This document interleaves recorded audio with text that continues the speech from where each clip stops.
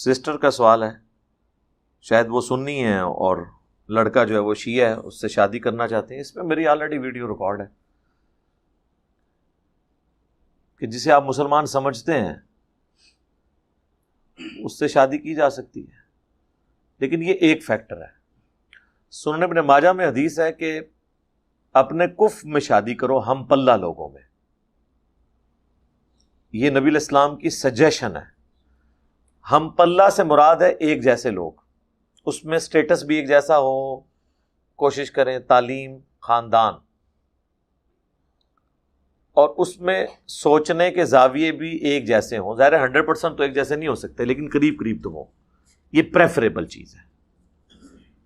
یعنی ارائی جو ہے وہ ارائیوں میں ہی شادی کریں تاکہ جب بھنڈیاں پکیں تو پیاز زیادہ ڈالنے میں دونوں کو مزہ آئے. ٹھیک ہے.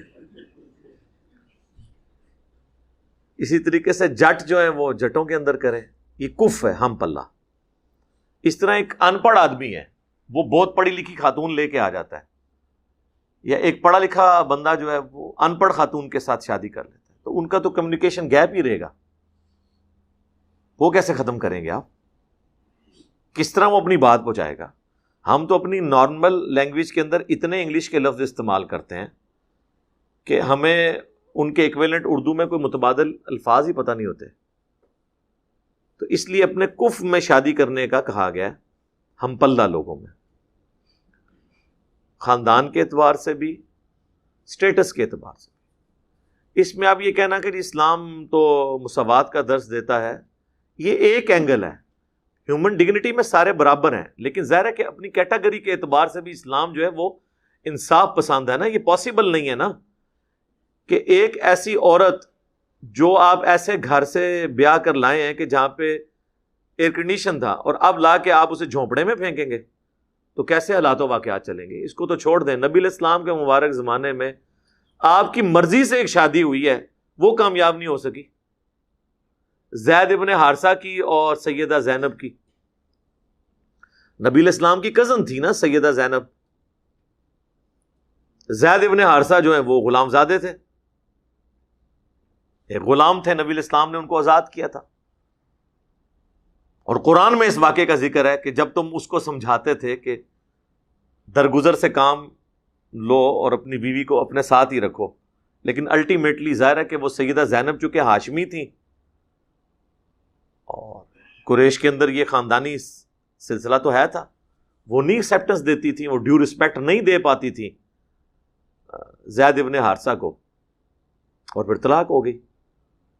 خیر بعد میں پھر اللہ تعالیٰ نے حضرت زینب کی دل جوئی کے لیے ظاہر ہے انہوں نے نبی علیہ السلام کی خاطر ایک قربانی بھی کی تھی، ان کو کمپنسیٹ کیا اور وہ ام المومنین بنی. تو اس لیے کف میں شادی کرنا ہم پلہ لوگوں میں ضروری ہوتا ہے. اسی کو آپ ایکسٹراپولیٹ کریں سنی شیعہ کنفلکٹ کی طرف بھی. اب تو اللہ کا شکر ہے کہ ہماری دعوت کی برکت سے کافی حد تک چیزیں یعنی ماڈریٹ ہو گئی ہیں، اب لوگ ایک دوسرے کو ایکسیپٹنس دے رہے ہیں. شیعہ کے اندر بھی جو ایک غالی ایک تھا نا سلسلہ، پڑھے لکھے لوگوں میں کافی حد تک دور ہو گیا ہے. اور دوسری طرف سنیوں نے بھی ایٹ لیسٹ شیعہ کو ایکسیپٹنس دینی شروع کی. دو فرقے میں سمجھتا ہوں کہ ان کو ایکسیپٹنس اس معاشرے میں ملی ہماری اس دعوت کی برکت سے، ایک اہل حدیث اور دوسرے اہل تشیع. ورنہ میں وہ پنجابی کا لفظ نہیں استعمال کرنا چاہتا کہ جو ان کی اوقات تھی ہمارے سب کانٹیننٹ کے معاشرے کے اندر.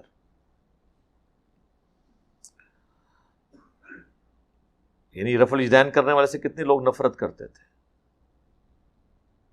پھر شیعہ کے خلاف کتنی نفرت پائی جاتی تھی. ہم نے ان معاملات کو لوگوں کے سامنے رکھا کہ یار آپ کسی کا مقدمہ سمجھیں. ظاہر ہے کہ جب وقت گزرتا ہے اور آپ کسی ایک خاص طبقے کو دباتے ہیں تو اس کی طرف سے پھر ریئیکشن آتا ہے، اور جب آپ ان کے زخموں پر مرہم رکھیں گے، ان کو صحیح بات بتائیں گے تو ان کے اندر جو خرابی ہیں وہ دور ہو جائیں گی. اللہ کا شکر ہے توحید کے حوالے سے یا بدعات کے حوالے سے کافی حد تک چیزیں کم از کم پڑھے لکھے طبقے میں ایڈریس ہونا شروع ہوئی ہیں. لیکن تعلیم ایک ایسی چیز ہے، میں نے دیکھا ہے کہ وہ کف کا فرق بھی ختم کر دیتی ہے. ایک یونیورسٹی کا اسٹوڈنٹ ایک جھونپڑے سے گیا ہے، یا ایک F11 میں کسی کوٹھی میں رہنے والا شخص گیا ہے، جب یونیورسٹی میں پہنچتے ہیں نا تو تعلیم کی برکت سے آلموسٹ ایک طرح کی سوچنے کا انداز، عادتیں، حالات و واقعات ایک جیسے ہو جاتے ہیں۔ تعلیم ایک ایسی چیز ہے کہ جو اس فرق کو ختم کر دیتی ہے، اور تعلیم بذات خود ایک سمجھ لیں ایک نیا بانڈ بنا دیتی ہے کفر کا۔ لہذا میں یہ پرنسپلی بلیو کرتا ہوں کہ اگر کسی کے فرقے کا فرق ہے، غربت اور عمارت کا فرق ہے، اگر تعلیم کے اعتبار سے ایکویلنٹ ہے نا معاملہ، تو وہ بھی آلموسٹ کفر بن جاتا ہے اور معاملات آگے چلنے آسان ہو جاتے ہیں۔ باقی آپ نے ڈیسائیڈ کرنا ہے، ورنہ تو باہر کے ملکوں کے اندر تو شکر کریں اگر کسی سنی کا بچہ کسی شیعہ لڑکی سے شادی کر رہا ہے، یا کوئی شیعہ بچی جو ہے وہ سنی بچے سے شادی کر رہی ہے، شکر ادا کریں کسی عیسائی یا سکھ کے ساتھ نہیں بھاگ گئی۔ یہ بھی تو ہوتا ہے نا۔ تو ان چیزوں سے اب باہر نکلیں۔ مسلمان ہیں، ہاں جہاں تک ایسے فرقوں کا تعلق ہے جنہوں نے بہت بڑے لیول پہ اختلاف کیا ہے کہ ہم انہیں کافر سمجھتے ہیں، جس طرح قادیانی ہیں، وہ تو ایک معاملہ بالکل ڈفرینٹ ہے۔ باقی جو مسلمانوں کے سیکٹس ہیں، جتنے سنی ہوں، شیعہ ہوں، یا ان کے آگے حنفی، شافی، مالکی، حنبلی ہوں، اثنا عشری ہوں، زیدیہ ہوں، یہ تو سارے مسلمان ہیں۔ ایون اسماعیلیہ ہوں، مسلمان ہیں۔ باقی ساتھ رہنے سے معاملات بہتر ہو سکتے ہیں۔ باقی یہ کام کوئی نہ کرے، کوئی تبلیغ کی نیت سے شادی نہ کرے کہ ایک سنی کے جی میں شیعہ لڑکی لے کے آؤں گا اور اسے سنی کر لوں گا، یا شیعہ لڑکی کے کہ جی میں سنی کے ساتھ شادی کر کے اسے میں شیعہ کر لوں گی۔ یہ کام آج کل زمانے چ پائی نہیں ہوتے۔ یہ اب دور بدل چکا ہے۔ اب آپ علمی دلائل کے ساتھ کسی کو قائل کر سکتے ہیں۔ دھوکہ دہی والا معاملہ جو ہے نا وہ اب ختم ہو چکا ہے۔ تو ٹھیک ہے جی، آپ معاملات کو لے کے چلیں، ہمیں تو کوئی نہیں ہے۔